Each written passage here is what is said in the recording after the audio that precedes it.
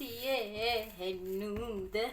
بصوا، صينية مكرونة بشاميل. يا لهوي، مش بشاميل، هي بالفراخ. بشاميل بالفراخ. مش هنقول ان هي بقى نجريسكو والكلام ده، لا هي بشاميل اهي بالفراخ. بصوا عامله ازاي. يا سلام بقى عليها وهي سايحه ونايحه كده. بصوا من فوق، بصوا سامعين الخرفشه؟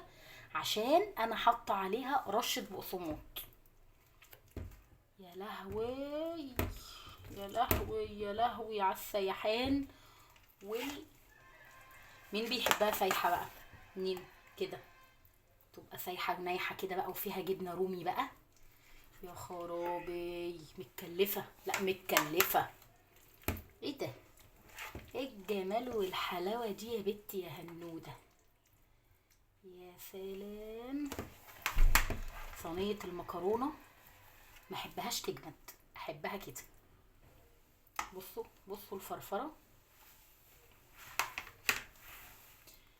هنوده تاخد حته بقى.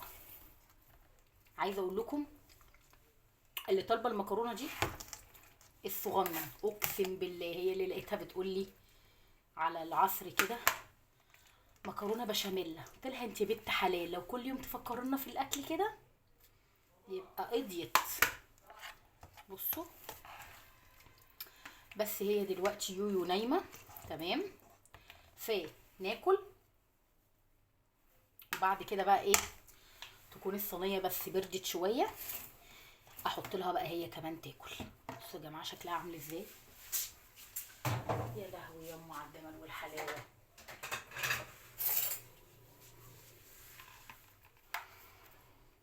بصوا بصوا طيب، في بصوا الجبنه، بصوا الجبنه اصلا، بصوا الجبنه، بصوا الجبنه والفراخ بتمط. بصوا يا لهوي قلبي لا يتحمل. مم.